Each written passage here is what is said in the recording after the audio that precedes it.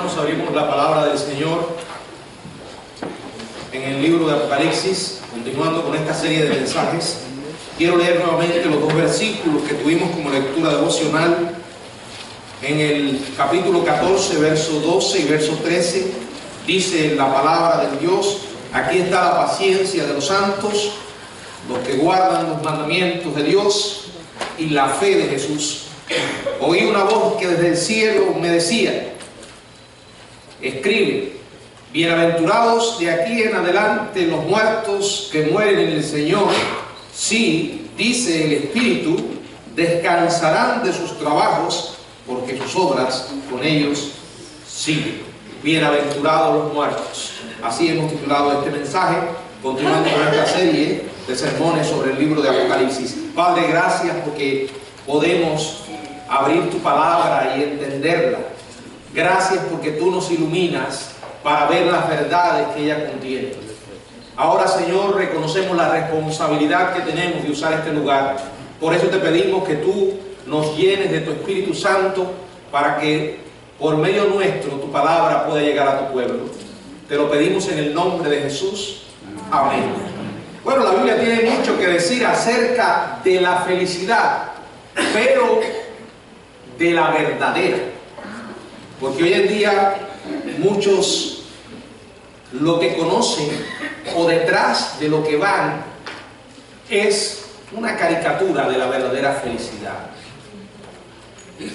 La palabra neotestamentaria, bienaventurados, es una palabra conocida por el pueblo de Dios y se refiere a gozo espiritual, dicha, realización y satisfacción. Esta palabra viene a describir un gozo íntimo, profundo, que es el cumplimiento de todo anhelo, una paz serena, intangible e inaccesibles. Pero la declaración más asombrosa de bienaventuranza en toda la Biblia se encuentra en el verso 13 que ya leímos. Bienaventurados de aquí en adelante los muertos que mueren en el Señor. Sí, dice el Espíritu, descansarán de sus trabajos, porque sus obras con ellos siguen. Asombrosamente, esta es la segunda de 7 bienaventuranzas que encontramos en el libro de Apocalipsis. En el capítulo 1, verso 3, aparece la palabra bienaventurado. En el capítulo 16, verso 15, nuevamente. En el capítulo 19, verso 9.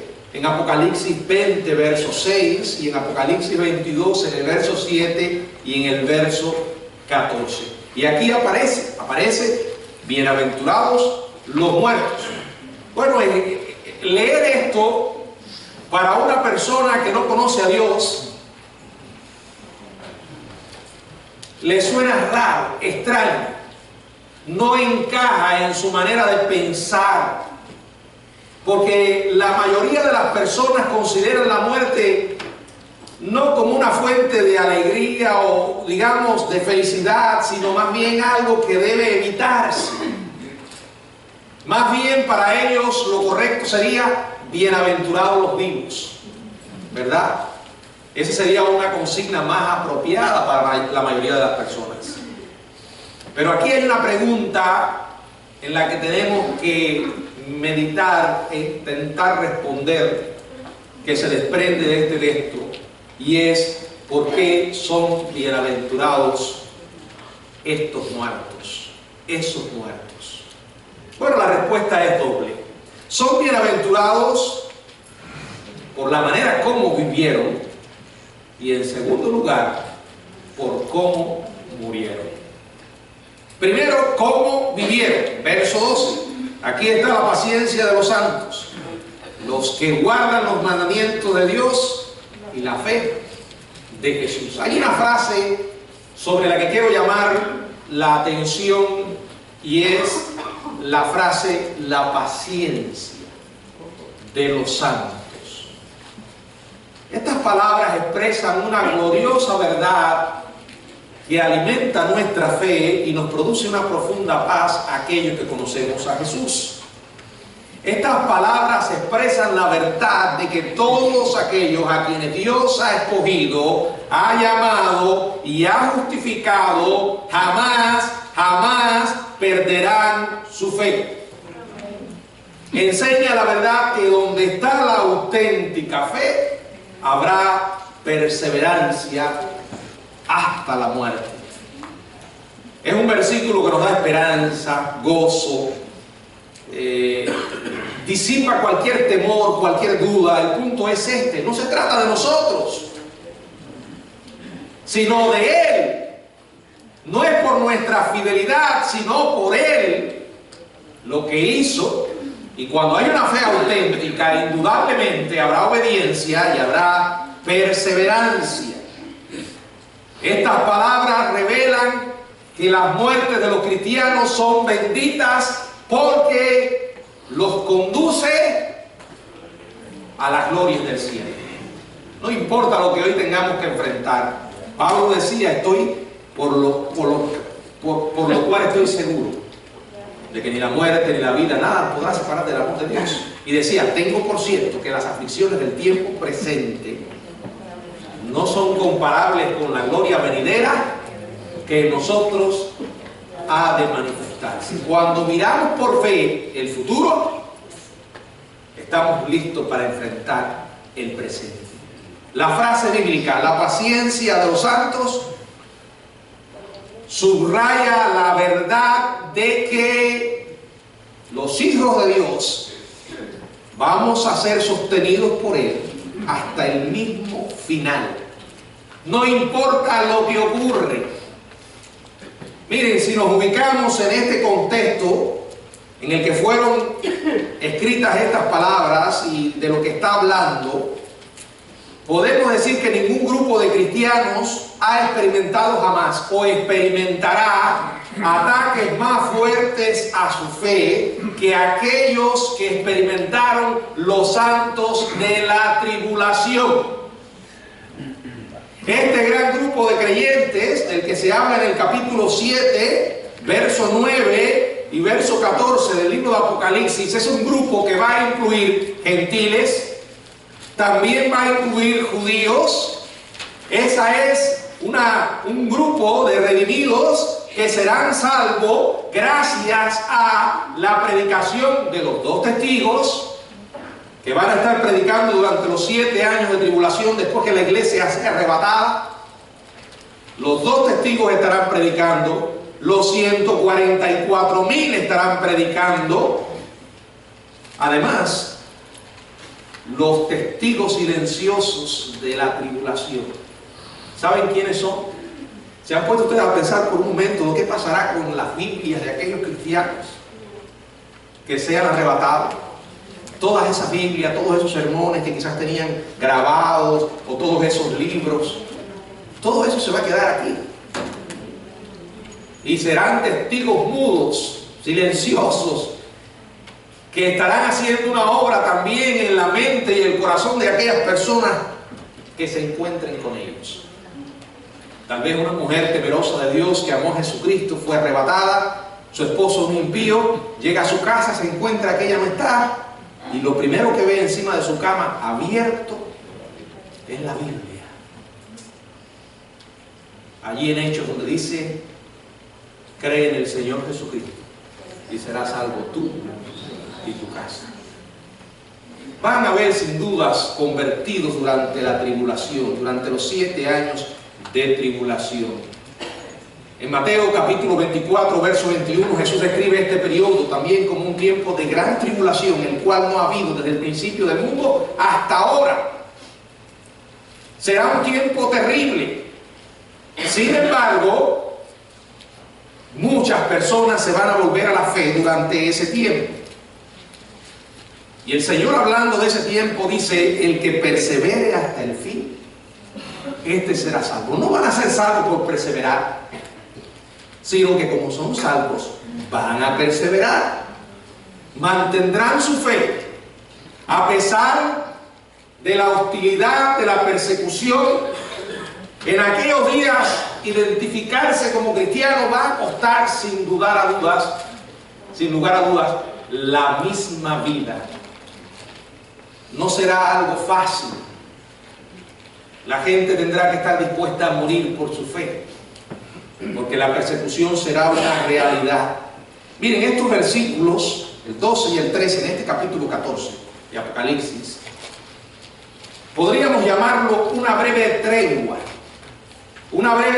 en la revelación del juicio de Dios contra los incrédulos. Si ustedes recuerdan, los versículos del 9 al 11 describieron un terrible cuadro de condenación de aquellos que van a adorar, seguir al mismo anticristo. La narración del juicio de Dios se reanuda en el verso 14 y continúa por el resto del capítulo, donde estaremos en los próximos mensajes. En medio de toda esa masacre, con desastres sin precedentes que van a estar ocurriendo, los santos de la tribulación seguirán siendo fieles y leales a Jesucristo. Ni siquiera la posibilidad del martirio los va a persuadir para que abandonen su fe. Ellos serán ejemplos vivos de la paciencia de los santos.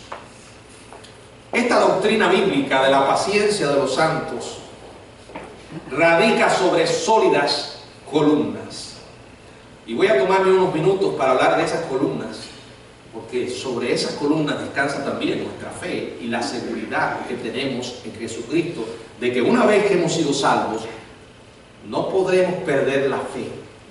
Primera prueba de la veracidad de esta doctrina es que Dios lo ha prometido. La promesa de Dios lo estableció. David expresó la verdad de que Dios guarda a los suyos en el Salmo 37, los versos del 23 al 34. Y Dios mismo en el Nuevo Testamento establece que la vida que Él da, la salvación que Él da, no es temporal. Juan 3:16, de tal manera amó Dios al mundo, que ha dado a su Hijo unigénito para que todo aquel que en Él cree tenga vida eterna. Y no lo mire como algo que va a ocurrir solo en el futuro. La vida eterna comienza a disfrutarse desde el mismo presente. Juan capítulo 3, verso 36, dice la palabra: el que cree en el Hijo tiene vida eterna. No dice que la va a tener, la tiene, ya la tiene, es su posesión. Pero el que rehúsa creer en el Hijo no verá la vida, sino que la ira de Dios está sobre él. En el mismo Evangelio de Juan, en el capítulo 5, verso 24, dice el Señor: de cierto os digo, el que oye mi palabra, o sea, el Evangelio, y cree al que me envió, tiene vida eterna. Tiene en presente. No vendrá a condenación, mas ha pasado de muerte a vida. En Primera de Juan, todas estas son palabras del Señor. Primera de Juan, capítulo 2, verso 25. Y esta es la promesa que Él nos hizo: la vida eterna. Es una promesa. Dios empeñó su palabra. Su carácter está en juego. Si Dios nos diera la salvación ahora y mañana la quitara, Dios no sería un Dios confiable.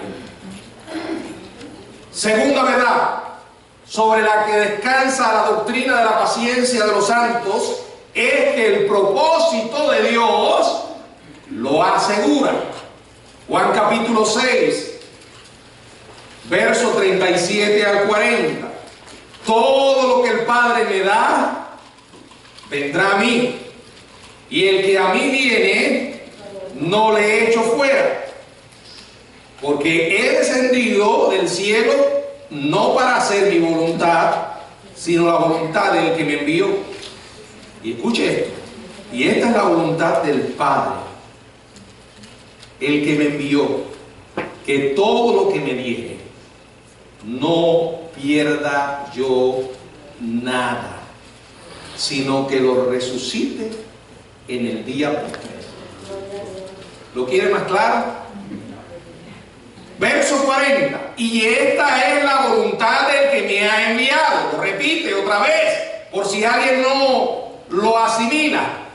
Que todo aquel que ve al Hijo y cree en Él, tenga vida eterna, y yo le resucitaré en el día postrero. No va a poder impedir que tú llegues, porque es la palabra de Dios la que está en juego.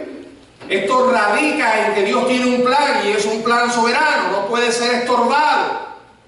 Y dice claramente que la voluntad de Dios es que ninguno de los que Él dio a su Hijo se pierda. Vuelvo a leer Juan 6, 44. Juan 6, pero ahora en el 44. Ninguno puede venir a mí si el Padre que me envió no le trajere, y yo le resucitaré en el día postrero. Romanos capítulo 8. Qué pasaje tan extraordinario, conocido de memoria por muchos, muy familiarizados con él, y a veces pienso que estar tan familiarizado ha llevado a algunos a la indiferencia, ha perdido impacto esta verdad. Miren, y sabemos que a los que aman a Dios, todas las cosas le ayudan. Dice a bien, esto es, a los que conforme a su propósito son llamados, porque a los que antes conoció también los predestinó para que fuesen hechos conforme a la imagen de su Hijo, para que Él sea el primogénito entre muchos hermanos. Verso 30. Y a los que predestinó, fíjense, todas estas acciones están en pasado. A los que predestinó, llamó, y a los que llamó, a estos también justificó, y a los que justificó, a estos también glorificó. Vamos a imaginar una inmensa cadena con distintos eslabones. Dios conoce, Dios predestina, Dios llama, Dios justifica y Dios glorifica. Desde su inicio en la eternidad pasada hasta su conclusión en la eternidad futura, el proceso de salvación en la vida de sus hijos no tiene interrupciones. No hay posibilidad de que alguien deserte a lo largo del camino. Filipenses 1:6 dice: el que comenzó en vosotros la buena obra la va a perfeccionar hasta el día de Jesucristo. Primera a los Corintios capítulo 1, verso del 7 al 9. De tal manera que nada os falta en ningún don, esperando la manifestación de nuestro Señor Jesucristo, el cual también os confirmará hasta el fin, para que seáis irreprensibles en el día de nuestro Señor Jesucristo. Fiel es Dios, por el cual fuisteis llamados a la comunión con su Hijo Jesucristo, nuestro Señor. Romanos 11:21 dice la palabra: porque irrevocable son los dones y el llamamiento de Dios. Dios, mi Dios, el Dios de la Biblia, cumple sus promesas. La tercera prueba de que la doctrina de la paciencia de los santos, la tercera columna, ya vimos que la primera es: Dios lo prometió. Segundo, el propósito de Dios lo asegura. Y tercero, el poder de Dios la garantiza. Jesús declaró enfáticamente que el poder de Dios guarda con seguridad a sus hijos. Juan capítulo 10, verso del 27 al 29, dice: mis ovejas oyen mi voz, y yo las conozco, y me siguen, y yo les doy vida eterna, y no perecerán jamás, ni nadie las arrebatará de mi mano. Está hablando Jesús, dice que estamos en las manos de Jesús, y que no habrá nadie que pueda arrebatarnos de sus manos. Pero no solo estamos en las manos del Hijo, también está en las manos del Padre. Verso 29: mi Padre que me la dio es mayor que todos, y nadie las puede arrebatar de la mano de mi Padre. Y cuando dice nadie, es nadie, ni Satanás, ni los demonios, ni toda la fuerza del infierno pueden arrebatarle a Dios un hijo suyo. Porque dice la Biblia en 1 de Juan 4:4, mayor es el que está en vosotros que el que está en el mundo. Pablo escribió en la segunda carta a los Tesalonicenses, capítulo 3, verso 3, fiel es el Señor que os afirmará y guardará del mal. Hebreos capítulo 7, verso 25. Por lo cual puede también salvar perpetuamente a los que por él se acercan a Dios, viviendo siempre para interceder por ellos. Dice que puede salvar perpetuamente. Judas capítulo 24. Judas, disculpen, verso 24, un solo capítulo. Judas, verso 24. Y aquel que es poderoso para guardaros sin caída y presentaros sin mancha delante de su gloria con gran alegría. Amados hermanos, además de su promesa y su propósito, Dios tiene el poder para garantizar, para guardar con seguridad a nosotros, sus hijos. Sabemos que la salvación es por gracia, no es por obras. Pero cuando la fe habita en un corazón, esa fe se va a mover en perseverancia. Si la fe es auténtica, va a perseverar. Por eso me gusta más hablar de perseverancia de los santos que seguridad eterna, aunque en esencia sean lo mismo. Pero perseverancia nos dice que aunque es obra de Dios, no vamos a permanecer en una actitud pasiva, vamos a perseverar. Dios garantiza que los cristianos vamos a perseverar. Ahora, pastor, y aquellos que parecían o que eran cristianos y de pronto dejaron de serlo.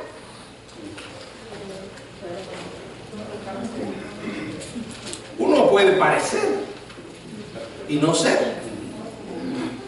La Biblia enseña que tales personas nunca fueron salvas.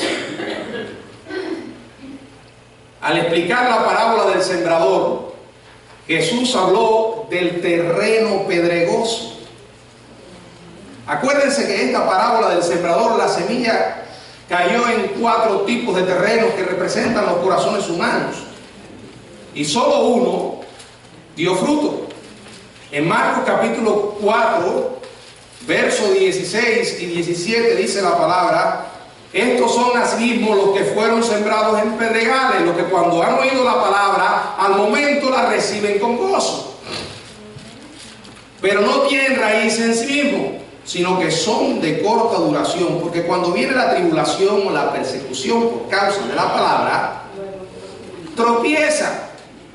Jesús dijo en el Evangelio de Juan, en el capítulo 15, verso 6, Juan capítulo 15, verso 6, el que permanece en mí será echado, el que en mí no permanece será echado fuera como pámpano y se secará, y los recogen y los echan en el fuego y arden. Pero pastor, ¿no ves que hay que permanecer para ser salvo? No, ese no es el punto. El punto es que si la fe es verdadera, vamos a permanecer. Ahí lo dice la palabra. Primera de Juan capítulo 2, verso 19. Primera de Juan capítulo 2, verso 19. Mire, hermano, quiero leer este versículo y después haré un comentario. Salieron de nosotros, pero no eran de nosotros, porque si hubiesen sido de nosotros, habrían permanecido con nosotros. Pero salieron para que se manifestase que no todos son de nosotros. Si alguien sale y no regresa, es que nunca estuvo.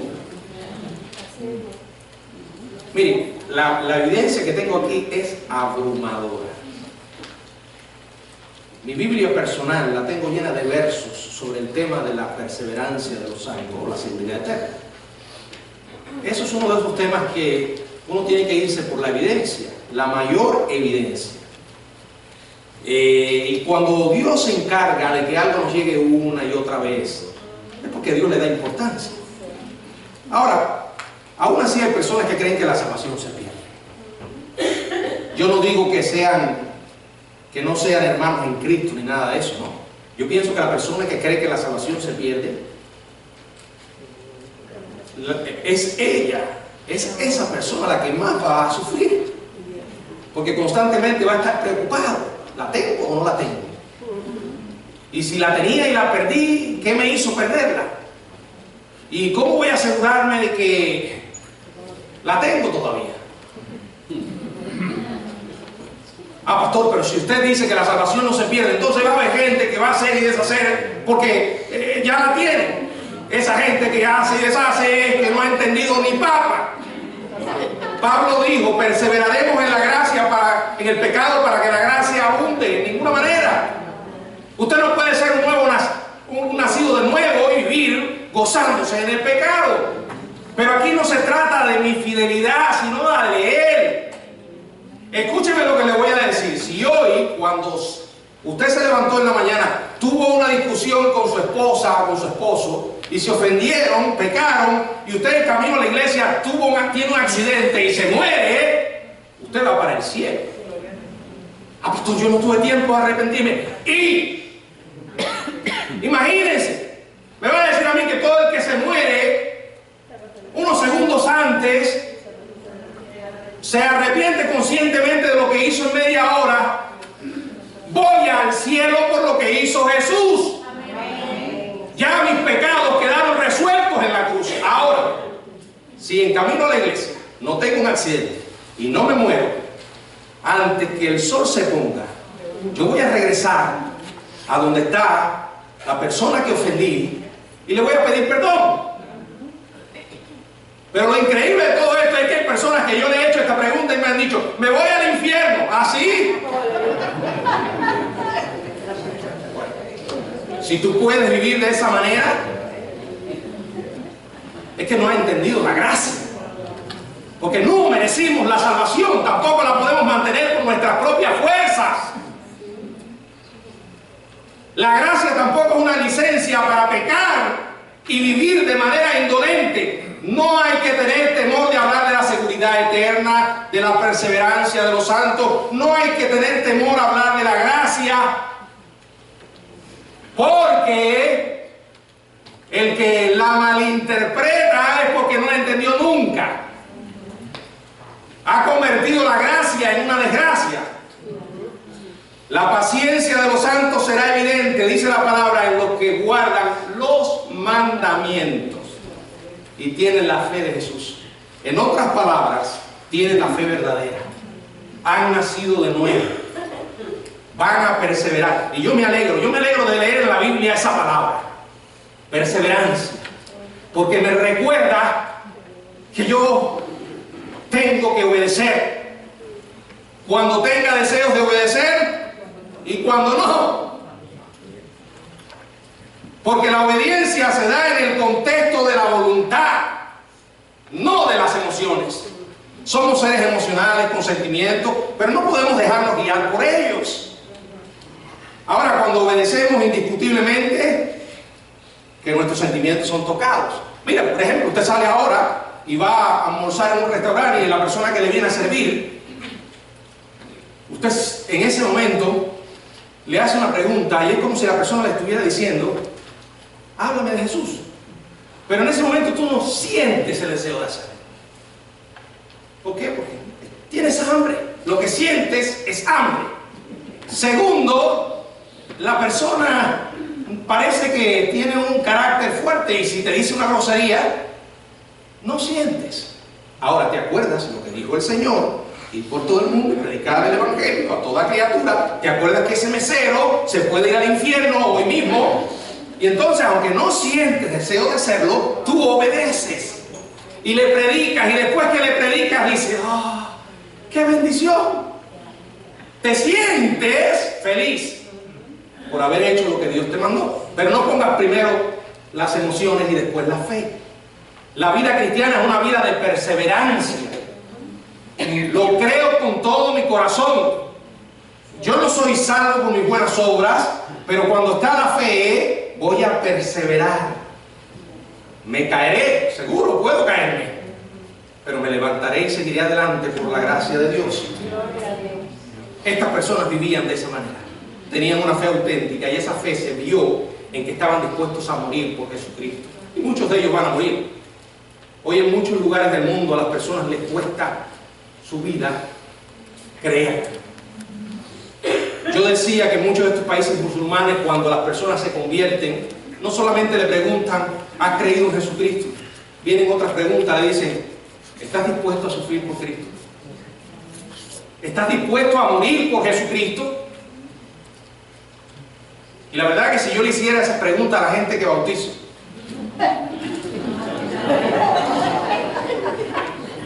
tal vez algunos me digan sí, o otros en ese momento me dicen, espérese que voy a salir de aquí. Estas personas son bienaventuradas como vivieron. Usted no está preparado para morir hasta que no está preparado para vivir. Y créanme, hermanos, sin Jesucristo la vida no tiene sentido, no tiene propósito, es un viaje a algo desconocido. Hoy estudiamos en la clase de Eclesiastés un hombre que desde que comienza tú dices, puro pesimismo. Tiene los lentes oscuros puestos. Vanidad de vanidades. Claro, ese es el análisis de una persona que no mira arriba en un momento, tú miras al lado, todo lo que vas a ver es... Yo le decía a los jóvenes, vamos a pensar como locos. Pensemos que Dios no exista, ni Jesucristo, como enseñan ciertas ideologías ateas que te tratan de matar la fe. Si Dios no está en juego, o sea, si Dios no entra en el escenario humano, si Jesucristo no murió, si todo es un engaño y una falsedad, ¿qué nos queda? ¿Puede usted pensar que la vida así tiene sentido?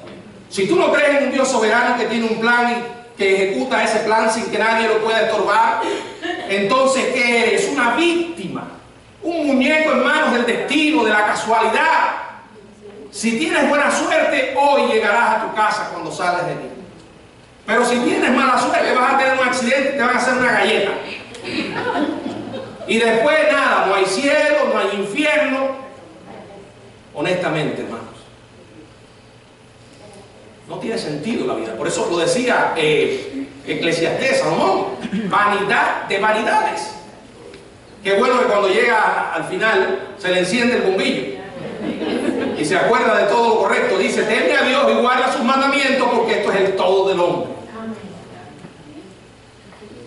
Veamos ahora cómo estas personas murieron. Por eso eran bienaventurados. Verso 13. Apocalipsis, capítulo 14, 13. Oí una voz que desde el cielo me decía, bienaventurados de aquí en adelante los muertos que mueren en el Señor. Sí, dice el Espíritu, descansarán de su trabajo, porque sus obras con ellos siguen. Después de haber vivido con paciencia, perseverancia, los santos de la tribulación morirán con una promesa. Y esta es la sexta vez que Juan oye una voz del cielo. Y esta voz le ordena a Juan, probablemente sea la voz de Dios y no de un ángel, bien que escribiera, bienaventurados de aquí en adelante los que mueren. Preste atención. En el Señor. Entre ellos están los mártires como Antipas, que habla Apocalipsis 2:13, las almas que Juan vio debajo del altar. Todos estos mártires son bienaventurados porque vivieron obedeciendo y perseverando y murieron en el Señor. Escúcheme bien, si usted no muere en el Señor, no va a ser un muerto bienaventurado. Eso de que fulanito se murió, y a veces por ser tan, parecer tan educados y querer identificarnos con el sufrimiento de la persona, le decimos, pero está bien, ya está descansando.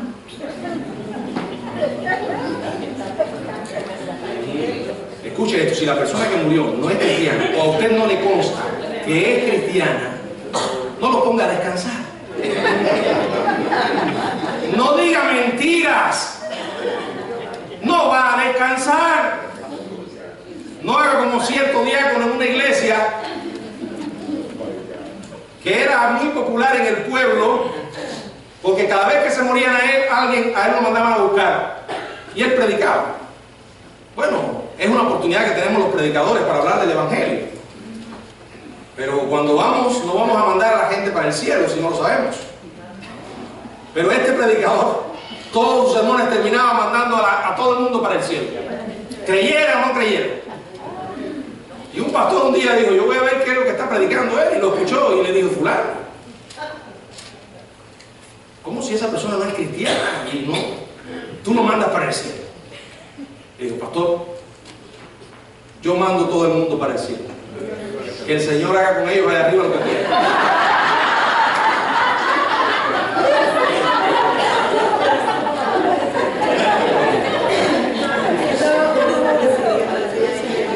Si nosotros creemos lo que dice la Biblia, hermanos, si una persona se muere sin Jesucristo, no va precisamente a descansar. Si usted no quiere mencionar allí y restregarle en la cara a la persona que se murió, pero tampoco diga una mentira, no ofrezca un consuelo falso. Limítese. Si a usted lo invitan a predicar a un funeral y la persona no es cristiana, no diga, no voy a ir porque no es cristiano. No, vaya y hable de Jesús, porque usted no le va a hablar al muerto, usted va a predicarle a los vivos, y hable de la esperanza que hay en Jesucristo. No mencione para nada al muerto, déjelo tranquilo. Si alguien quiere hablar del fallecido, que la familia diga lo que quiera. Pero esa es una oportunidad para predicar. ¿Saben por qué? Porque mucha gente está sensible. Ahora, si ellos quieren interpretar de que Él está en el cielo, ese es su problema. Usted está diciendo, solo hay una manera en que una persona va al cielo, y es a través de Jesús, arrepintiéndose y creyendo. Usted puede hoy recibir a Jesús, porque la bienaventuranza está de morir en el Señor. Y cuando uno muere en Cristo hay paz. La muerte no es una derrota. De hecho, desde la perspectiva de Dios, es lo mejor que nos podría ocurrir. Ahora, uno puede pensar de esa manera solo si su fe es verdadera. Si usted no está jugando al cristianismo. Pablo dijo, para mí el vivir es Cristo y el morir es ganancia. ¿Saben cómo él pudo decir que el morir era ganancia? Porque él vivía para Cristo. Si usted no vive para Cristo, la muerte la va a ver como una derrota, no como una ganancia. La Biblia enseña que habrá recompensa, que habrá descanso. Estas personas descansarán de sus trabajos. Dice el Espíritu que serán bienaventurados porque sus obras con ellos siguen. Cuando los creyentes vayan al cielo, los registros de su diligente labor seguirán con ellos. La Biblia habla de las recompensas en el tribunal de Cristo. Todo lo que hacemos, Dios lo ve. Y mejor aún, la motivación con que nosotros lo hacemos. Los muertos que viven en fe, que han vivido en fe, en obediencia, serán bienaventurados con descanso y recompensa después que mueran, porque han vivido para Cristo. Entonces la muerte para ellos es ganancia. Y la pregunta que te hago hoy es esta: ¿es para ti la muerte ganancia? ¿Estás dentro de los bienaventurados? Creemos lo que dice la Biblia, no buscamos la muerte. Pero cuando Dios determine, estamos tranquilos, porque sabemos a dónde vamos y con quién vamos. Nuestras cuentas han sido resueltas.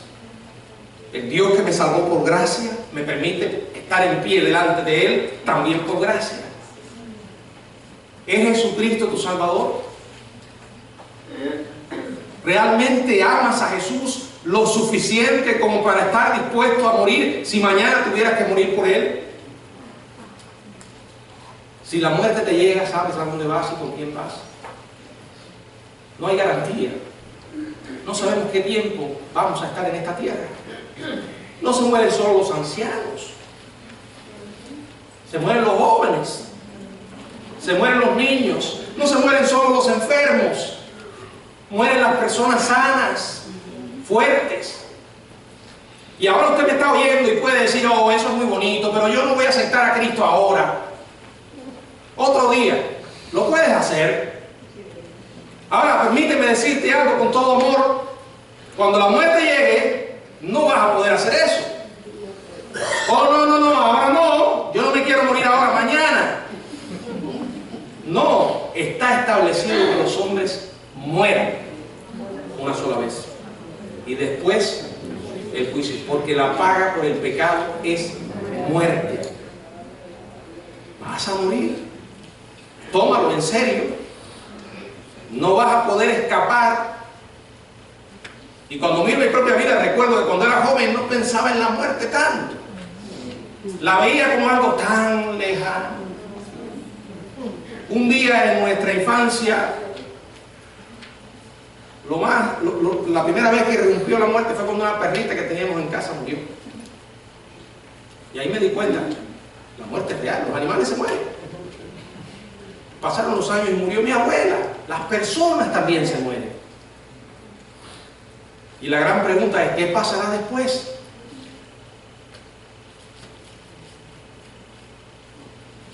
Bueno, he oído personas que no son ateos ni creyentes, son escépticos. Dicen, nunca me ha preocupado eso. Generalmente los que piensan de esa manera están muy saludables. Cuando empiezan a enfermarse, comienza a preocuparles. Es que no puedo creer que haya un Dios con el que yo me pueda relacionar. Bueno, depende del Dios que tú crees. Pero si vas a la Biblia, vas a encontrar que el Dios de la Biblia es un Dios personal. Que no solo nos creó, sino le interesa cómo vivimos. Se involucra en nuestra experiencia humana. Es mi amigo y mi Señor de todos los días.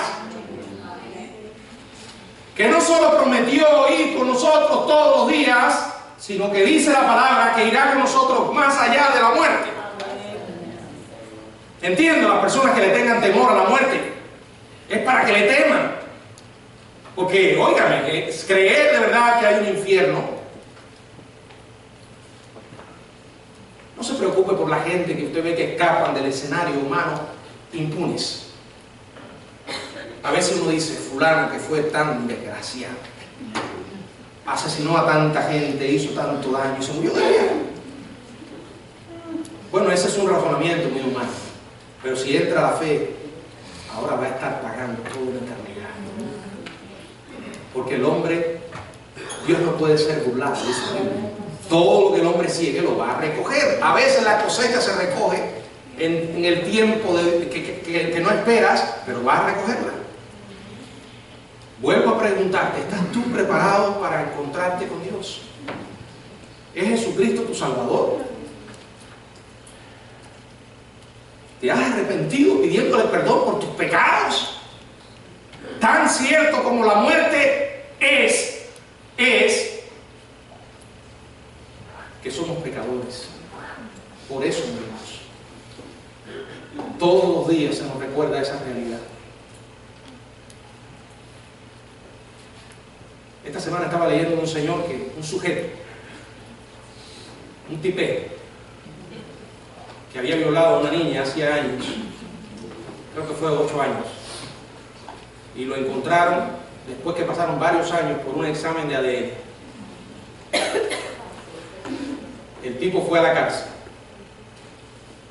y amaneció muerto. Al principio pensaban que se había suicidado, pero parece que alguien lo suicidó.